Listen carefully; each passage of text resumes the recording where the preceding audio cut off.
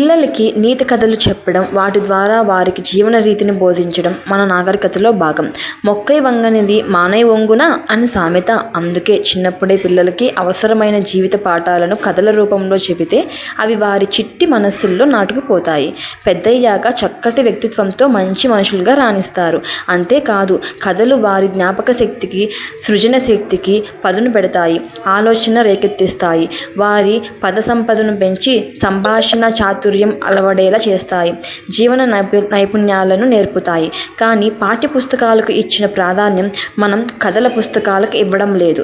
School నుంచి విశ్వవిద్యాలయం వరకు అడుగడుగునా పిల్లల ప్రతిభకు పరీక్షలే కొలమానాలుగా జలమాని అవుతున్న రోజులు ఇవి.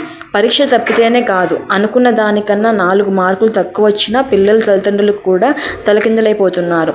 అది సరైన పద్ధతి కాదని అందరికీ తెలుసు. అయినా ఆ పరిస్థితి ఎదురైనప్పుడు మాత్రం అన్నీ మర్చిపోతున్నారు. అసలే పరీక్షల కాలం. ఫలితాల గురించి ఆలోచించకుండా, ప్రయత్న లోపం లేకుండా చదివి పరీక్ష రాయడమే మీ కర్తవ్యమని పిల్లలకి గుర్తు చేయాల్సిన సమయం. ఒకవేళ ఫలితం అనుకున్నట్లు రాకపోతే మరోసారి ప్రయత్నించాలి. ఆ స్ఫూర్తినిచ్చే ఒక చిన్న కథ. అడవి పక్కన చెరువులో 2 కప్పలు చాలా స్నేహంగా ఉండేవి. ఒకరోజు అవి ఊరు చూద్దామని బయలుదేరాయి. కొంత దూరం వెళ్ళాక ఒక గుడిసె కనిపించింది. లోపల ఏముందో చూడాలని ఉత్సుకతతో అవి 2 కిటికీలోకి ఎక్కాయి. లోపలంతా చీకటిగా ఉండి ఏమీ కనిపించలేదు. దాంతో ఇంకాస్త ముందుకు జరిగి చూడబోతూ డబ్బుమని ఒక కుండలో పడ్డాయి. ఆ కుండ నిండా మీగడ పెరుగు ఉంది. నీళ్ళల్లో ఈదినట్టు ఈదలేకపోతున్నాయి. అయినా కుండలోంచి బయటపడాలని 2 ఎగురుతున్నాయి.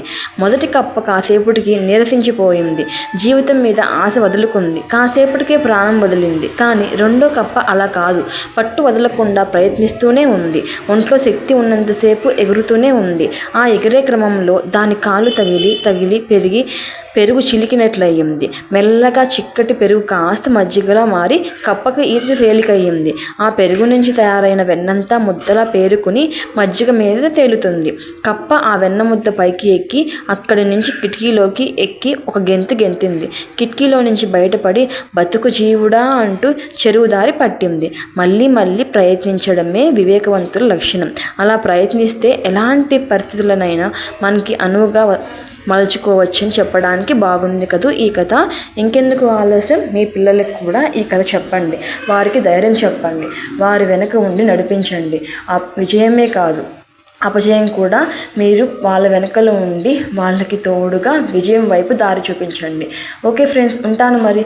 మీకు నా స్టోరీ నచ్చినట్లయితే please like, share, subscribe. By, take care.